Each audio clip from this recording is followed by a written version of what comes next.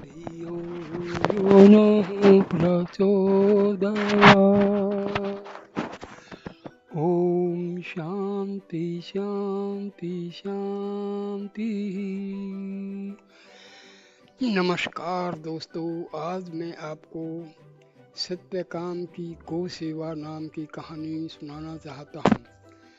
सत्यकाम जाबाल इनका पूरा नाम था। ये बहुत बड़े ऋषि हुए हैं, लेकिन ये कहानी उनके बचपन की और ब्रह्मचर्य अवस्था की है। सुनिए ये कहानी, ये छांदोग्य उपनिषद में आती है ये कहानी। महर्षि हरिदुम के पुत्र गौतम अपने समय के आचार्यों में सबसे बड़े चढ़े थे। उनके गुरुकुल में देश के कोने कोने से सैकड़ों विद्यार्थी विद्या सीखने के लिए आते थे। जिस समय की यह चर्चा है, उस समय गुरुकुलों में विद्यार्थियों से कोई शुल्क नहीं लिया जाता था। उनके खाने पीने और वस्त्र आदि का प्रबंध गुरु की ओर से ही होता था। इसका यह अर्थ नहीं कि गुरु लोग इतने धनी होते थे, किंतु बड़े बड़े राजा एवं गृहस्थ लोग उनकी आज्ञा से सदा गुरुकुल में अन्न वस्त्र से सहायता किया करते थे। कुछ विद्यार्थी देहात से केवल अपने खाने पीने का अन्न मांग लाते थे। गुरुकुल में अधिक भीड़ होने का कारण यह था कि वह अपने विद्यार्थियों के ऊपर कभी अप्रसन्न नहीं होते थे। उनका स्वभाव बड़ा दयालु था और पढ़ाने लिखाने में भी वे बेजोड़ थे। काठ के समान जड़ बुद्धि वाले बालक भी उनके यहाँ से एक दिन पंडित बनकर घर लौटते थे। एक दिन गौतम ऋषि के आश्रम में एक 10-12 वर्ष का बालक ब्रह्मचारी के वेश में आया, किंतु न उसके हाथ में दूसरे ब्रह्मचारियों की तरह समीधा थी, न कमर में मुंज की मेखला थी, न कंधे पर मृग चर्म था और न कंठ में जनेऊ थी। किंतु बालक बड़ा होनहार स्वभाव से विनम्र दिख रहा था। गौतम के समीप जाकर उसने दूर से ही साष्टांग प्रणाम किया और बोला, गुरुदेव, मैं आपके गुरुकुल में विद्या सीखने के लिए आया हूँ। मेरी माँ ने मुझे आपके पास भेजा है। मैं ब्रह्मचर्य पूर्वक रहूँगा, परंतु मेरा अभी तक यज्ञोपवीत संस्कार नहीं हुआ है। भगवान, मैं आपकी शरण में आया हूँ, मुझे स्वीकार कीजिए। भोले भाले किंतु तेजस्वी बालक के ये शब्द गुरु गौतम के निर्मल हृदय में अंकित हो गए। उसकी सरलता और तेजस्विता ने उन्हें थोड़ी देर के लिए विस्मित सा कर दिया। थोड़ी देर तक अपने विद्यार्थियों की ओर देखने के बाद उन्होंने मृदु स्वर में पूछा, वत्स, बहुत अच्छा किया जो तुम यहाँ विद्या सीखने के लिए आया। तेरे पिता नहीं हैं क्या? तेरा गोत्र क्या है? मैं तुझे अवश्य विद्या सिखाऊंगा। गुरु की सम्मति सुनकर पास बैठे हुए विद्यार्थियों में कानाफूसी होने लगी। बालक ने तुरंत ही विनम्र स्वर में जवाब दिया, गुरुदेव, मैंने अपने पिताजी को नहीं देखा है और उनका नाम भी नहीं जानता। अपनी माँ से पूछने के बाद मैं आपको बता सकता हूँ। मेरा गोत्र क्या है इसका भी कुछ पता नहीं है मुझे, किंतु गुरुदेव इसे भी मैं माँ से पूछकर बतला सकता हूँ। मैं आपकी सेवा में रात दिन रहूँगा और ब्रह्मचर्य का ठीक ठीक पालन करूँगा। बालक की भोली भाली बातें सुनते ही गौतम की शिष्य मंडली में एक दबी सी खिलखिलाहट फूट निकली। अपने मुंह को बगल में बैठे हुए साथी के कोने के कान के पास ले जाकर एक शिष्य ने कहा, भाई अब सुनो, दुनिया में ऐसे भी लोग होते हैं जिन्हें अपने पिता और गोत्र का नाम ही नहीं मालूम रहता। तिस पर वेद पढ़ने के लिए आया है, मालूम होता है कि ब्राह्मण नहीं है। साथी ने कहा, मुझे भी ऐसा ही लग रहा है, लेकिन भाई है तो तेजस्वी, देखो ने बात कितनी गंभीरता से कर रहा है। मुझे याद है कि जब मैं पहली बार गुरुकुल में आया था तो किसी से बोलने की हिम्मत ही नहीं पड़ती थी, यद्यपि मेरे पिताजी भी साथ साथ थे। मगर इसे देखो तो ऐसा लगता है मानो यहीं जन्म भर से रहता है। एक सयाना समझा जाने वाला शिष्य गौतम का मुंह लगा था।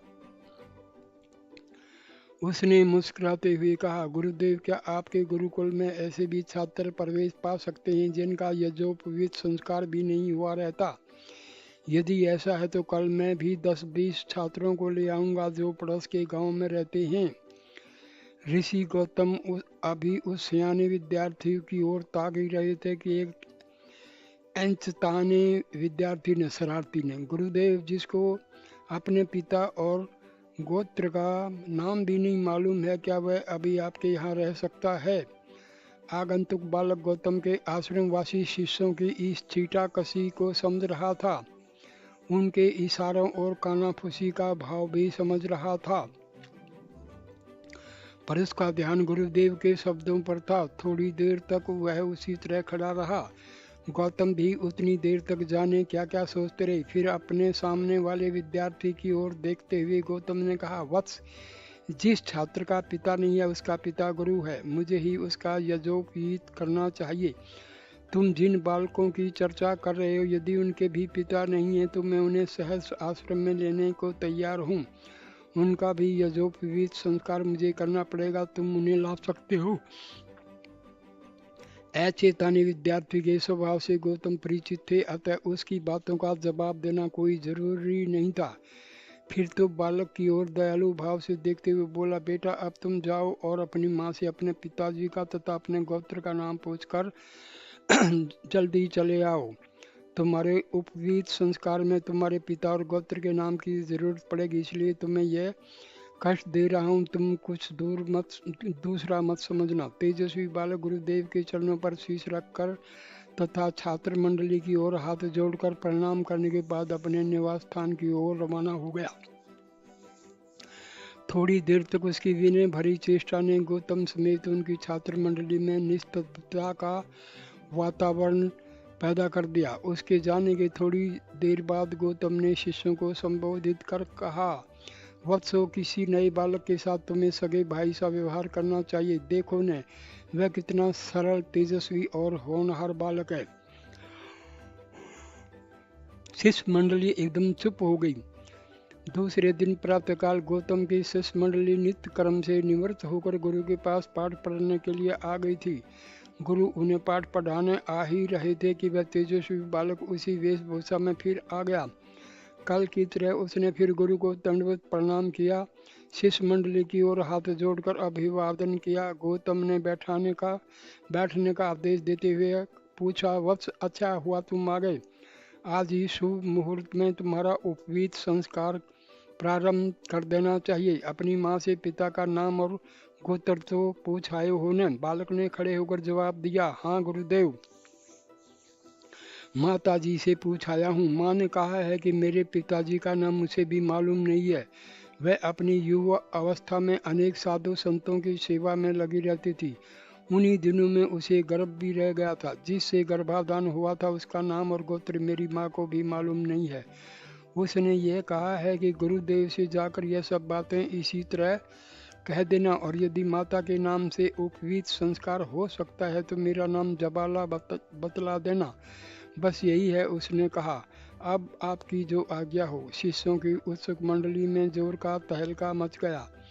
उस अचानक शरारती विद्यार्थी ने अपने बगल में बैठे हुए एक साथी से कहा, मैंने तो तुरंत ये अंदाज लगा लिया था कि दाल में कुछ काला जरूर है।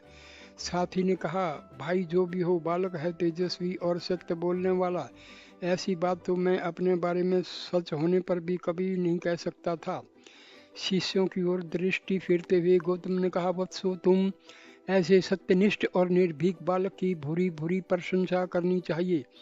फिर बालक की ओर बैठने का इशारा करते हुए वह बोले, बेटा, तुम्हारी बातें सुनकर मुझे यह निश्चय हो गया है कि तुम सच्चे ब्राह्मण कुमार हो।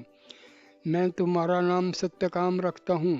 मैं तुम्हें शिष्य रूप में अंगीकार कर सारी विद्याएं सिखाऊंगा। शिष्यों, इस सत्यकाम का उपवीत संस्कार आज ही प्रारंभ होगा। तुम सब जाओ और सब सामग्री इकट्ठी करो।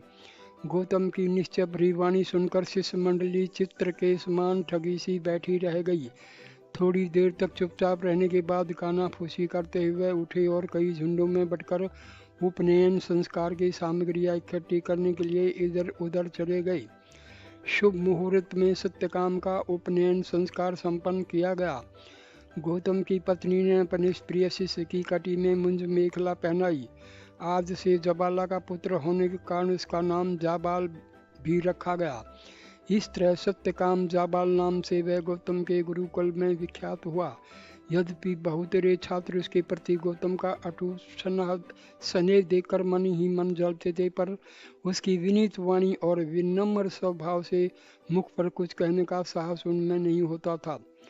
यज्ञोपवीत के 4 दिन बीत गए। 5 दिन प्रातःकाल हवन कर लेने के बाद गौतम ने सत्यकाम को पास बुलाकर अन्य शिष्यों को सुनाते हुए कहा, बेटा सत्यकाम, आज से तुझे एक सेवा का काम सौंपता हूँ। उसके लिए तुझे आश्रम से बहुत दूर वन में जाना पड़ेगा। सत्यकाम ने हाथ जोड़कर कहा, गुरुदेव, मेरा आश्रम वहीं है जहाँ रहने के लिए आपकी आज्ञा होगी। मुझे गुरुदेव की क्या सेवा करनी पड़ेगी? शिष्य मंडली गौतम की बातें सुनने के लिए उत्सुक हो उठी। चारों ओर आंखें फेरते हुए गौतम ने कहा, वत्स, मेरे पास इसमें 400 गौएं हैं। इनको ठीक से खाने पीने को यहाँ नहीं मिलता। बहुत सी एकदम बूढ़ी और बेकाम भी हो गई हैं। मैं चाहता हूँ कि तुम इन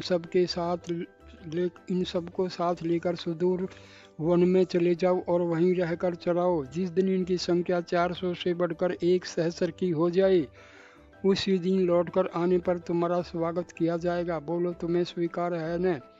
सत्यकाम का हृदय प्रसन्नता से भर उठा। हाथ जोड़कर गदगद कंठ से बोला, गुरुदेव, अपनी आज्ञा दे देने के बाद आप जो यह पूछते हैं कि स्वीकार है न, यही मेरा अभाग्य है। आपकी आज्ञा ही मेरे जीवन का ध्येय है। मैं सहर्ष तैयार हूँ। मुझे जाने की आज्ञा दीजिए। शिष्य मंडली में से एक भावुक छात्र ने कहा, गुरुजी, यह छोटा बालक बेचारा अकेले 400 गांवों की रखवाली कैसे कर पाएगा? 2-1 सहायक इसके साथ और भी कर दीजिए। सत्यकाम ने कहा, भाई, मुझे सहायकों की जरूरत नहीं है। गुरुदेव की आज्ञा ही मेरी सहायक है। पहले गाय चराने वाले एक शिष्य ने अपने उस साथी से, जो सहायक की बात कर रहा था, कान में कहा, अजी जाने भी दो, मंद बुद्धि मर जाएगा। इतनी गौं को संभालना आसान काम नहीं है। अभी इसको कभी का अनुभव नहीं है कि गुरुजी की गौं कितना परेशान करती हैं। दूसरे साथी ने कहा, भाई सत्यकाम, यहाँ तो कह ले रहे हो, मगर वहाँ जब जंगली पशु गौं के ऊपर टूटेंगे तो तुम अकेले क्या कर सकोगे? सत्यकाम ने कहा, गुरुदेव का आशीर्वाद उन हिंसक जंगली पशुओं को भी मारकर भगा देगा। मुझे उनका तनिक भी भय नहीं है। गौतम की शिष्य मंडली के सब विद्यार्थी एक दूसरे का मुंह ताकने लगे। किसी में अब इतनी ताब नहीं रही जो सत्यकाम का परिहास कर सकता। गौतम ने उसका सिर सहलाते हुए कहा, बेटा, तेरा साहस और उत्साह की जितनी प्रशंसा की जाए थोड़ी है। तुझे संसार में कोई भी कठिन काम नहीं होगा। हिमालय का दुर्गम शिखर और अतल समुद्र की भीषण लहरें भी तुम्हारे मार्ग में बाधा नहीं डाल सकती। वन्य हिंसक पशुओं की क्या शक्ति है? सभी लोग चुप थे। गौतम ने छाती से लगाकर सत्यकाम को आशीर्वाद दिया। वह गौओं के साथ वन में जाने के लिए तैयार हो गया। गुरुदेव के चरणों की धूल को ललाट में लगाकर उसने शिष्य मंडली का अभिवादन किया। सब लोग ताकते रह गए। तेजस्वी सत्यकाम ने गौशाला की ओर जाते हुए गुरुपत्नी को भी प्रणाम किया और विधिवत आशीर्वाद ग्रहण कर जंगल की ओर प्रस्थान किया। उसके हृदय में एक लाठी थी, कंधे पर मृग चर्म तथा कमंडल और पीठ पर गुरुपत्नी के देवे पद के कुछ उपहारों की गठरी जो लटक रही थी, उसके साथ चल रही थी 400 दुर्बल गायें। गौओं को साथ लेकर सत्यकाम ने ऐसे सुंदर वन का मार्ग पकड़ा जिसमें गौओं के लिए चारा, जल और छाया की अनेक सुविधाएं थी। कभी वह आगे आगे चलता, कभी पीछे पीछे, किसी गाय की पीठ पर थपकियां देता, किसी का मुख चूमता। छोटे छोटे बछड़ों के साथ उसका भाई जैसा स्नेह हो गया। मार्ग में जिधर वह चलता उसी ओर सारा का सारा झुंड उमड़ पड़ता था। इस प्रकार चलते चलते उस सुंदर सघन हरे भरे प्रदेश में वह पहुंच गया जिसकी लालसा में आश्रम से चला था। वहां पहुंचकर उसने देखा कि कोसों तक एक सपाट मैदान है जिसमें लंबी लंबी घासें उगी हुई हैं। सघन छायादार वृक्षों की कतारें हैं। 6 ऋतुओं का निर्मल जल से भरी रहने वाली कई पवित्र बावलियां हैं। न वहाँ बहुत ठंड पड़ती है न भीषण गर्मी। दूर दूर से ही शीतल मंद सुगंधित पवन की शांतिदायी झकोरे गौं समेत उसका स्वागत करते हुए मानो बुला रहे थे। उस सुंदर वन्य प्रांत में पहुंचकर सत्यकाम ने गौओं को रुकने की आवाज़ दी और स्वयं अपने लिए एक छोटी सी झोंपड़ी के प्रबंध में लग गया। झोंपड़ी को तैयार कर वह तन मन से गुरु की आज्ञा में लग गया। रात दिन गोचारण के सिवा वहाँ उसके लिए दूसरा काम क्या था। आसपास के रमणीय सौंदर्य सृष्टि सौंदर्य में वह इतना तन में हो उठा, गौओं की स्नेह भावना में इस प्रकार लीन हो उठा कि कभी एक क्षण के लिए भी उसे अपने अकेलेपन का स्मरण नहीं हुआ। एक एक कर दिन पर दिन बीतते चले गए। वन की स्वच्छंद प्राकृतिक सुविधाओं में पलकर गौओं की संख्या में आशातीत वृद्धि हुई। जो आश्रम से आने पर निरी बच्चियां थी, वे 3 ही 4 वर्षों में 2-2, 3-3 बछड़ों की मां बन गई। बूढ़ी गौ भी जवान को मात करने लगी। इस प्रकार सत्यकाम का वह आश्रम एक गुरुकुल ही हो चला। गौओं के छोटे छोटे बछड़े उसको आगे पीछे घेर कर कूदते फांदते निकल जाते। उनको सत्यकाम विविध नामों से जब जब पुकारता तो भीड़ में से उछलते हुए उसके ऊपर चढ़ने को वह आतुर उठते। वह उनका कभी तो मुख चूमता और कभी मीठी थपकियां और थपेड़े देकर कोई उलाहना देता। यदि संयोग से कोई गाय बीमार हो जाती तो वह तन मन से उनकी सेवा में जुट जाता। जब तक वह अच्छी न होती तब तक अन्न जल भी न ग्रहण करता। बड़े बड़े बलवान गजराज की तरह ऊंचे बैलों की भीड़ देखकर सत्यकाम के हर्ष का वारा पार न रहता था। इस तरह उसके 4-5 वर्ष बीत गए। 400 गौओं की संख्या सत्यकाम के अनजाने में ही सहस्र से अधिक हो चुकी थी, पर उसे इसका पता नहीं था। वह कभी इनको गिनता तो था ही नहीं। जो तुरंत ध्यान जाता कोई उस ओर अपार संतोष शांति में अपना जीवन चला रहा था। जिस समय मनुष्य का ध्यान हिसाब किताब भूलकर केवल काम पर रहता है। एक दिन प्रातःकाल सत्यकाम सूर्य को अर्घ्य दे रहा था कि पीछे खड़ी हुई बैलों की भीड़ में से मनुष्य की सी आवाज आई।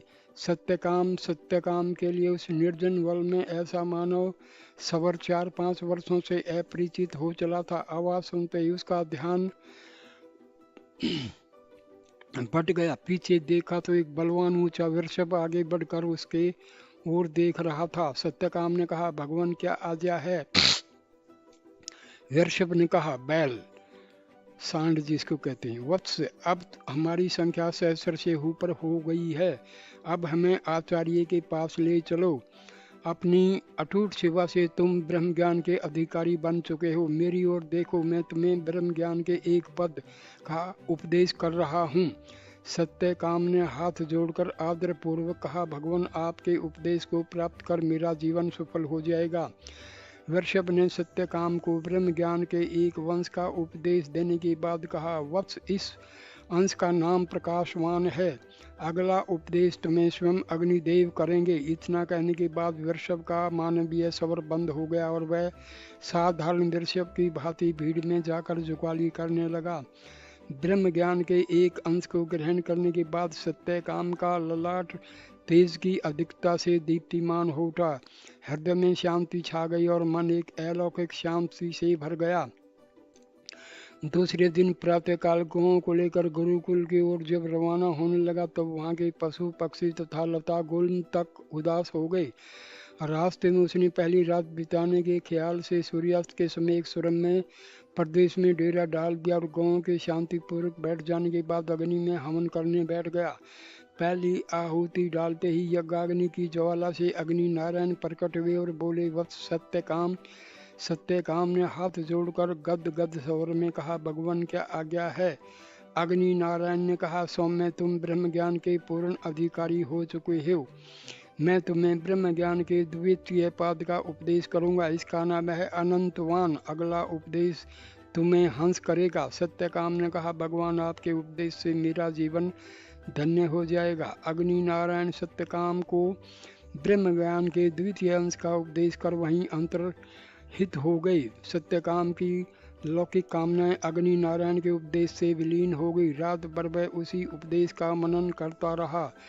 दूसरे दिन प्रातःकाल होते ही गौओं को साथ लेकर वह आगे बढ़ा और संध्या समय एक सुंदर सरोवर के सुरम्य तट पर ठहर गया। गौओं के लिए निवास की व्यवस्था करने के बाद वह पिछले दिन की तरह यज्ञाग्नि को जलाकर साधना में लीन हो गया। इतने में ही पूर्व दिशा से एक सुंदर हंस ऊपर से उड़ता हुआ आया और सत्यकाम के समीप बैठकर बोला, सत्यकाम। सत्यकाम की समाधि भंग हुई।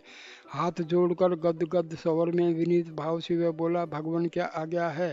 हंस ने पंख को फड़फड़ाते हुए कहा, वत्स सत्यकाम, तुम्हारी साधना से प्रसन्न होकर मैं तुम्हें ब्रह्म ज्ञान के तृतीय पाद का उपदेश करने के लिए आया हूँ। इसका नाम ज्योतिष्मान है। इसके बाद का उपदेश तुम्हें एक जल कुक्कुट करेगा। सत्यकाम धन्य हो गया, बोला, भगवान आपके उपदेश रूपी अमृत को पान कर मेरी जीवन बाधा टूट जाएगी। हंस सत्यकाम को ब्रह्म ज्ञान के ज्योतिष्मान अंश का उपदेश कर वहीं अंतर ध्यान हो गया। सत्यकाम अब सचमुच ज्योतिष्मान हो गया।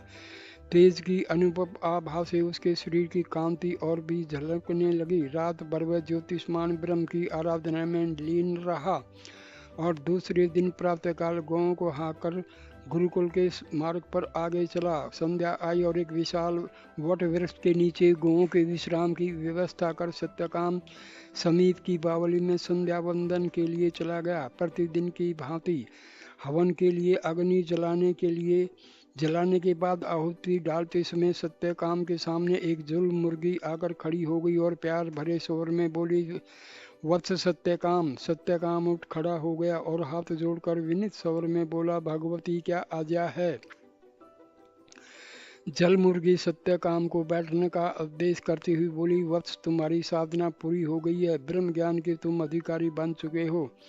इसीलिए तुम्हें वृषभ रूपधारी वायु ने, साक्षात अग्निदेव ने तथा हंस रूपी सूर्य ने ब्रह्म ज्ञान के 3 चरणों का उपदेश किया है। अब मैं तुम्हें ब्रह्म ज्ञान के अंतिम चतुर्थ पाद का उपदेश करूंगी। इसका नाम है आयतनवान। इसे सीखने के अनंतर तुम ब्रह्म ज्ञान के पूर्ण पंडित बन जाओगे। सत्यकाम सुनने के लिए सावधान हो गया। जल मुर्गी उसे ब्रह्म ज्ञान का उपदेश कर उड़ गई। सत्यकाम रात भर पाठ के मनन में लीन रहा। दूसरे दिन प्रातःकाल गौओं को साथ लेकर वह गुरु के आश्रम की ओर चल पड़ा और सायंकाल होने में अभी कुछ ही देर थी कि पहुंच भी गया।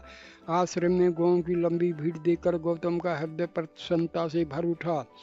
उन्हें गौओं की संख्या वृद्धि से अधिक सुख सत्यकाम की सफलता से मिल रहा था। सत्यकाम ने जाकर गुरु के चरणों में सादर प्रणाम किया। गुरु पत्नी के चरण छुए और गौओं को गौशाला की ओर करके स्वयं गुरु के पास खड़ा हो गया। इसी बीच आश्रम की शिष्य मंडली में सत्यकाम के वन से वापस आने की चर्चा पहुंच गई। जो जहां रहे वहीं से उसे देखने के लिए दौड़ पड़े। चारों ओर से शिष्यों की भारी भीड़ गौतम और सत्यकाम को घेर कर खड़ी हो गई। लोगों ने देखा कि सत्यकाम अब वह बालक सत्यकाम नहीं रह गया है। इन 4 वर्षों के बीच में उसका तेजस्वी शरीर ब्रह्मवत्स की अनुपम आभा से दीप्त हो उठा था। आंखों में बिजली की सी चमक आ गई है। ललाट पर चंद्रमा सी मनोहर आभा है और सभी बाह्य इंद्रियों से मानसिक प्रसन्नता के लक्षण दिखाई पड़ रहे हैं। उसका सुंदर मुख सूर्य के समान तेजो में किंतु कमल के समान मनोहर लग रहा है। इतने थोड़े समय में गौओं की संख्या वृद्धि करके उसकी सेवा, धीरता, सत्यनिष्ठा और लगन ने सबको मोह लिया। गौतम ने बैठने की आज्ञा देते हुए सत्यकाम से कहा, वत्स तुम्हारे चेहरे की शांति और शरीर की कांति से मुझे यह निश्चय हो रहा है कि तुम केवल हमारे कोरे सत्यकाम ही नहीं रह गए हो, वर्ण सेवा वृत्ति से ब्रह्म तेज का अंश भी तुम में आ गया है। क्या वन में किसी गुरुचरण की कृपा तुम पर हो गई थी? सत्यकाम ने कहा, गुरुदेव, मुझे मार्ग में ऐसे 4 दिव्य प्राणियों ने ब्रह्म ज्ञान का उपदेश किया है जो आपकी ही भांति में से एक से बढ़कर एक तेजस्वी मालूम पड़ते थे। गुरु के पूछने पर सत्यकाम ने मार्ग की सारी बातें गौतम को बतला दी। गौतम ने सम्मान भरे स्वर में कहा, वत्स तुम्हारी सत्य की साधना ने ही तुम्हें आज सफलता के द्वार पर ला पहुंचाया है। तुम धन्य हो। तुम्हारे जैसे पुत्र रत्नों को पाकर पृथ्वी का भार कम हो सकता है। तात अपने अध्यापन जीवन में मैंने तुम्हारे समान सत्यनिष्ठ, सच्चरित्र और धैर्यशील छात्र को कभी नहीं पाया था। तुम्हारी सेवा भावना और ज्ञान की प्यास की जितनी प्रशंसा की जाए थोड़ी है। सत्यकाम गुरु गौतम के अमृतवर्षी प्रशंसनात्मक वाक्यों को सुनकर कृतज्ञता के बोझ से दबने लगा। उसे बोध हुआ कि हमारे गुरुदेव कितने दयालु और महात्मा हैं। हाथ जोड़कर उसने कहा, गुरुदेव, आपके आशीर्वाद और सत्यकामना ही का तो फल मुझे मिला है। अन्यथा मेरी योग्यता ही क्या है। आप जैसे गुरु के समीप रहकर यदि मैंने कुछ सीख लिया है तो उसमें मेरा क्या है। ब्रह्म ज्ञान के चारों अंशों का उपदेश यद्यपि मैंने भली भांति ग्रहण कर लिया, पर आपकी दी हुई विद्या से ही उसकी सफलता मुझे मिलेगी। मैं चाहता हूँ कि आप मुझे उनका पुण्य यथेष्ट उपदेश कीजिएगा। आपके उपदेश के बिना मुझे पूर्ण शांति नहीं मिल रही है। इस प्रकार विनीत सत्यकाम के अनुरोध पर गौतम ने उससे कहा, वत्स, ब्रह्म विद्या का जितना उपदेश तुमने प्राप्त किया है वही उसका परम तत्व है। अब तुम्हारे लिए इस चराचर जगत में कोई भी वस्तु अज्ञेय नहीं है। इस समय तुम्हारी गौ सेवा का महान पुण्य है, उसके प्रसाद से ही तुम्हें यह सिद्धि प्राप्त हुई है। सत्यकाम ने गुरु के चरणों पर मस्तक रख कर गदगद स्वर में कहा कि किंतु गुरुदेव, उस गौ सेवा का अवसर देने वाली तो आपकी महान कृपा ही है ना। ओम जय ओम ओम ओम ओम। दोस्तों, ये कहानी यहीं पर समाप्त होती है और मैं जो है इसमें जो 4 ब्रह्म के उपदेश दिए हैं इनके बारे में अलग से आपको दूसरे किसी वीडियो में बताऊंगा।